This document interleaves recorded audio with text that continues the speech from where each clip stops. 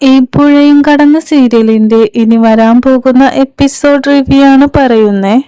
കാവേരിയും കുടുംബവും അങ്ങനെ തിരുവനന്തപുരത്ത് എത്താണ്. തൽക്കാലം കാവേരിയുടെ ഒരു ഫ്രണ്ടിന്റെ വീട്ടിലാണ് അവരെല്ലാരും നിൽക്കുന്നത്. എന്നിട്ട് അവരൊരു വാടക വീട് നോക്കുകയാണ് തിരുവനന്തപുരത്ത്. ഒരു ബ്രോക്കറിന്റെ സഹായത്തോടെ അവർക്ക് കുറഞ്ഞ റേറ്റിനൊരു വാടക വീട് കിട്ടുന്നുണ്ട്. നിവിൻ രാജേശ്വരിയോടും സത്യനോടും തിരിച്ച് ബാംഗ്ലൂരിലേക്ക് പോകാണെന്ന് പറഞ്ഞ് ഇറങ്ങാണ്. പക്ഷേ രാജേശ്വരി അതത്ര വിശ്വസിച്ചിട്ടില്ല. എന്നിട്ട് നിവിനോട് ചോദിക്കുകയാണ്, നീ ആ കാവേരിക്ക് വേണ്ടിയല്ലേ ഈ നാട് വിട്ടു പോകുന്നേ? അപ്പോ നിവിൻ പറയാണ്, കാവേരി അവളുടെ അനിയത്തിയുടെ ഓപ്പറേഷന് പോയതാണ്. ഞാൻ തിരുവനന്തപുരത്തേക്കല്ല അതിന് പോകുന്നത്. ഞാൻ അവിടെ പോയാലും അവരാരും തന്നെ എന്നോട് സംസാരിക്കാൻ പോണില്ല. അവരുടെ കുടുംബത്തിലെ എല്ലാവർക്കും ഇപ്പോ എന്നോട് ദേഷ്യമാണ്. ഞാൻ ബാംഗ്ലൂരിക്കാണ് പോകുന്നേ അമ്മേ. ഇനിയെങ്കിലും എന്നെ ഒന്ന് വെറുതെ വിട്. സത്യനപ്പോ നിവിനോട് പറയാണ്, നീ പോയിക്കോ നിവിനെ, അവൻ പോയിട്ട് വരട്ടെ രാജേശ്വരി, ഈ നേരത്ത് പ്രശ്നം ഉണ്ടാക്കണ്ട. രാജേശ്വരി അപ്പോ നിവിനോട് പറയാണ്, നിന്നോടുള്ള വിശ്വാസം കൊണ്ടാ ഞങ്ങള് വിടുന്നത്. നീ ബാംഗ്ലൂരിൽ പോവാണിൽ അവിടേക്ക് തന്നെ പോണം. നീ കാവേരിയുടെ അടുത്തേക്ക് പോയെന്ന് വല്ലതും ഞാൻ അറിഞ്ഞാൽ പിന്നെ ഞാൻ നിന്നോട് സംസാരിക്കൂല.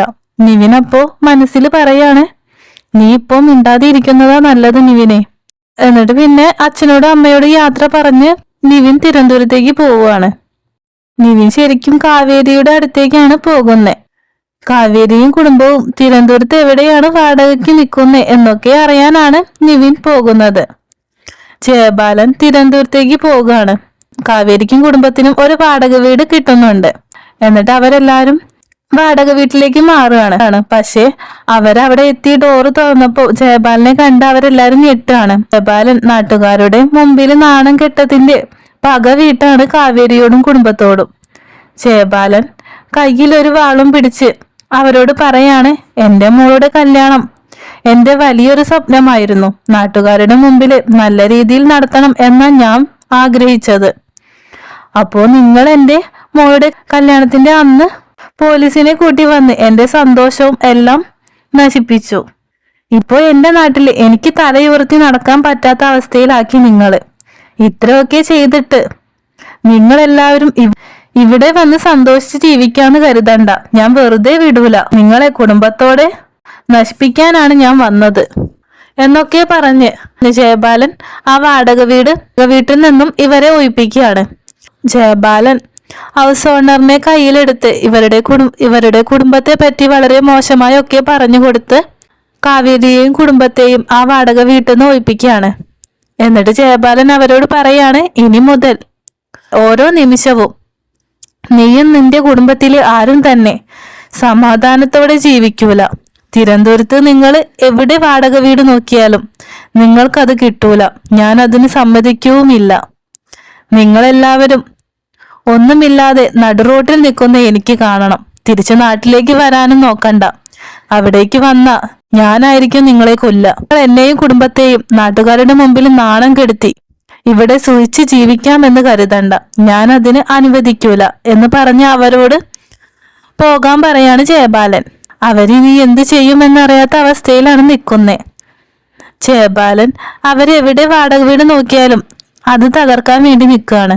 ശാരദയും അച്ഛമ്മയും ഒക്കെ വിഷമിച്ച് ഇരിക്കുന്നേ കണ്ട് കാവേരി പറയാണ്, നമ്മുടെ നാട്ടില് അവൻ വലിയ ആളൊക്കെ ആയിരിക്കും, പക്ഷേ ഇവിടെ അങ്ങനെയല്ല. ഇത് വലിയൊരു സിറ്റിയാണ് അമ്മേ.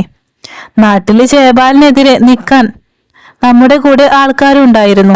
പോലീസുകാർ വരെ ജയബാലിനെതിരെ കംപ്ലൈന്റ് എടുത്തില്ലേ? നമ്മൾ നമ്മുടെ അച്ഛന്റെ പണം തിരിച്ചു വാങ്ങിയില്ലേ?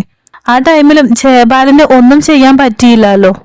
ജയബാലിന്റെ നാട്ടില് നമ്മൾ അവനെ എതിർക്കാൻ പറ്റുന്നുണ്ടെങ്കിൽ ഇവിടെയും നമുക്ക് പറ്റും. പോലീസും നിയമവും ഒക്കെ ഇല്ലേ? നമുക്കെതിരെ സപ്പോർട്ട് ചെയ്യാൻ ആരേലും വരും അമ്മേ. അമ്മ പേടിക്കാതെ ഇരി. നമുക്ക് വാടക വീട് ഇനിയും നോക്കാം. അവിടെയും ജയബാലൻ പ്രശ്നം ഉണ്ടാക്കാണിൽ നമുക്ക് അവനെതിരെ കംപ്ലൈന്റ് കൊടുക്കാം. അപ്പോ വിനീത് ദേഷ്യത്തിൽ പറയാണ്, അത് പറ്റിയില്ലെങ്കിൽ ജയബാലനെ കൊന്നിട്ട് ഞാൻ ജയിലിൽ പോയിക്കോളാം അമ്മായി. അപ്പോഴേ നമുക്ക് സമാധാനത്തോടെ ജീവിക്കാൻ പറ്റൂ. അപ്പോ അച്ഛമ്മയും ശാരദയും പറയാണ്, ഇങ്ങനെയൊന്നും പറയല്ലേ നീ. അപ്പോൾ വിനീത് പറയാണ്, പിന്നെ എന്ത് ചെയ്യാനാണ് അമ്മായി, നാട്ടില് താമസിക്കാൻ പറ്റാത്തോണ്ട് അല്ലേ നമ്മൾ ഇവിടേക്ക് വന്നത്. ഇവിടെയും ജയപാലൻ സമാധാനം തരൂലെന്ന് പറഞ്ഞാ എങ്ങനെയാ? കാവേരിയും കുടുംബവും തൽക്കാലം കാവേരിയുടെ ഫ്രണ്ടിന്റെ വീട്ടിലാണ് നിൽക്കുന്നത്. ജയപാലന്റെ കഥ കേട്ടിട്ട് ആ ഫ്രണ്ട് കാവേരിയോട് ചോദിക്കാണ്, അയാൾ അത്രയും വലിയ ആളാണോ? അയാൾ ഇനി ഇവിടേക്കും വരോ? പോലീസ് കേസ് ആയ എന്റെ വീട്ടുകാരെന്നെ മോശമായി കാണും. ഞാൻ പറയുന്നത് കൊണ്ടൊന്നും തോന്നരുത്. നിങ്ങളുടെ അവസ്ഥ ഒക്കെ എനിക്കറിയാം. ആ ജയപാലൻ ഇവിടെ വന്നാ പ്രശ്നം ഉണ്ടാക്കൂലേ? നിങ്ങൾ എത്രയും വേഗം ഒരു വാടക വീട് നോക്കുന്നതാ നല്ലത് എന്നൊക്കെ പറഞ്ഞാണ് ആ ഫ്രണ്ട് പോകുന്നേ. കാവേരിക്ക് ഇതൊക്കെ കേട്ടിട്ട് സങ്കടാവുന്നുണ്ട്. ഇനി എന്ത് ചെയ്യും? ഇനി ഒരു വാടക വീട് എങ്ങനെ കിട്ടും? ഇനി ഇവിടുന്ന് ഇറങ്ങിയ ഞാനും കുടുംബവും നടുറോട്ടിൽ നിൽക്കേണ്ടി വരല്ലോ എന്നൊക്കെ ആലോചിച്ച് ടെൻഷൻ ആവാണ് കാവേരിക്ക്. നിവിൻ കാവേരിയും കുടുംബവും തിരുവനന്തപുരത്ത് എവിടെയാണ് എന്നൊക്കെ അറിയാൻ അവരുടെ എല്ലാവരുടെയും ഫോണിലേക്ക് വിളിച്ചു നോക്കാണ്. പക്ഷെ ആരും തന്നെ നിവിന്റെ കോൾ എടുക്കുന്നില്ല. ജയപാലൻ രാഗിണിയോട് ആ കുടുംബത്തെ ഒഴിപ്പിച്ച കാര്യങ്ങളൊക്കെ പറയാണ്. ആ കാവേരി നാട്ടിൽ അത്രയും പ്രശ്നം ഉണ്ടാക്കിയിട്ട് ഇവിടെ സന്തോഷായിട്ട് ഇരിക്കുമെന്ന് കരുതിയോ? ഞാൻ അതിന് സമ്മതിക്കുമെന്ന് തോന്നുന്നുണ്ടോ നിനക്ക്? അപ്പോ രാഗിണി ചോദിക്കാണ്, അവൾക്ക് ഇപ്പോ സന്തോഷമായിട്ടുണ്ടാവുമല്ലേ? അവൾ ആഗ്രഹിച്ച പോലെ എന്റെ കല്യാണം മുടങ്ങിയില്ലേ? അപ്പോ ജയപാലൻ പറയാണ്, അവര് സന്തോഷമായിട്ട് ജീവിക്കാതിരിക്കാനല്ലേ ഞാൻ ഇവിടേക്ക് വന്നത്. ഞാൻ അറിയാതെ അവർക്കൊരു വാടക വീട് പോലും കിട്ടൂല. അവരെ നിരീക്ഷിക്കാൻ ഞാൻ എന്റെ ആൾക്കാരെ ഏർപ്പാടാക്കിയിട്ടുണ്ട്. ഇന്ന് അവർക്ക് ആ വീട്ടിൽ കയറാൻ തന്നെ ഞാൻ സമ്മതിച്ചിട്ടില്ല. അപ്പോ രാഗിണി ചോദിക്കാണ്, ഇപ്പോ അവരെവിടെയാണ് താമസിക്കുന്നേ? ജയപാലൻ അപ്പോ പറയാണ്, കാവേരിയുടെ ഒരു ഫ്രണ്ടിന്റെ വീട്ടിലാണ് താമസിക്കുന്നേ. അവർക്ക് അവിടെ അധിക കാലം നിൽക്കാനൊന്നും പറ്റൂല. അപ്പൊ രാഗിണി പറയാണ്, അവർക്ക് വീട് കിട്ടാതെ നടുറോട്ടിൽ കിടക്കണം. എന്നിട്ട് രാഗിണി ചോദിക്കാണ്, ആ നിവിൻ ഇനി എന്തേലും ഹെൽപ്പ് ചെയ്യോ? അപ്പോ ജയപാലൻ പറയാണ്, അവൻ അവർക്ക് വേണ്ടി ഒന്നും ചെയ്യൂല. ഞാൻ അതിന് സമ്മതിക്കത്തുമില്ല. ആ കാവേരിയുടെ കുടുംബത്തെ നിരീക്ഷിക്കാൻ എന്റെ ആൾക്കാർ ചുറ്റിനുമുണ്ട്. അത് മറികടന്ന് അവനൊന്നും ചെയ്യാൻ പറ്റൂല. അപ്പോ രാഗിണി പറയാണ്, ആ നിവിൻ കാവേരിയെ കല്യാണം കഴിക്കരുത് അച്ഛാ. എന്ത് കാരണം വന്നാലും അവര് കല്യാണം കഴിക്കരുത്. അപ്പൊ ജയപാലൻ പറയാണ്, അവരെ ജീവിക്കാൻ പോലും ഞാൻ അനുവദിക്കൂല. പിന്നെയാണോ കല്യാണം? അപ്പൊ രാഗിണി പറയാണ്, നിവിനെ അറിയൂല അച്ഛന്. ആ കാവേരിക്ക് വേണ്ടി അവൻ എന്ത് വേണേലും ചെയ്യും. അപ്പോ ജയപാലൻ പറയാണ്, ആ നിവിനെ കുറിച്ച് അറിഞ്ഞ അത്ര പോലും നിനക്ക് എന്നെ കുറിച്ച് അറിയില്ലല്ലോ മോളെ. അങ്ങനെ എന്തേലും അവര് ചെയ്താൽ അവരെ കൊല്ലാൻ വരെ ഞാൻ മടിക്കൂല. കാവേരി വിനീതിനോട് ജയപാലൻ തന്ന ചെക്ക് അക്കൗണ്ടിലേക്ക് മാറാൻ വേണ്ടി കൊടുക്കാണ്. അപ്പോ വിനീത് ചോദിക്കാണ്, അതിന് എന്റെ ബാങ്ക് നാട്ടിലല്ലേ, ഞാനപ്പോ അവിടേക്ക് പോണോ? അത് കേട്ട് കാവേരി ചോദിക്കാണ്, വിനീതേട്ടൻ സീരിയസ് ആയിട്ട് പറഞ്ഞതാണോ? അപ്പോ അതേന്ന് പറയാണ് വിനീത്.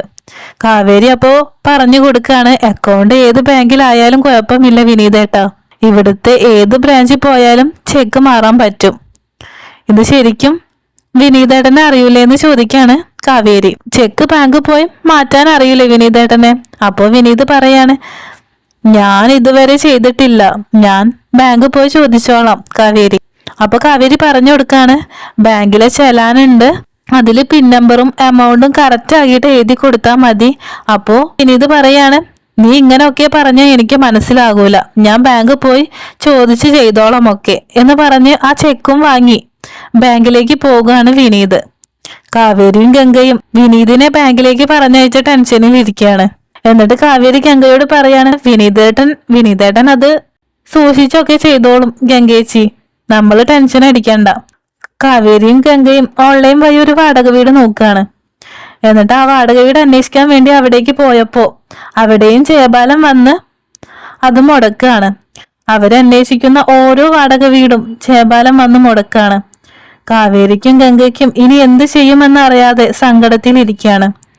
വിനീത് ഫാദർ അന്ന് ജോലി തരാന്ന് പറഞ്ഞുകൊണ്ട് ഫാദറിനെ കാണാൻ പോവുകയാണ്.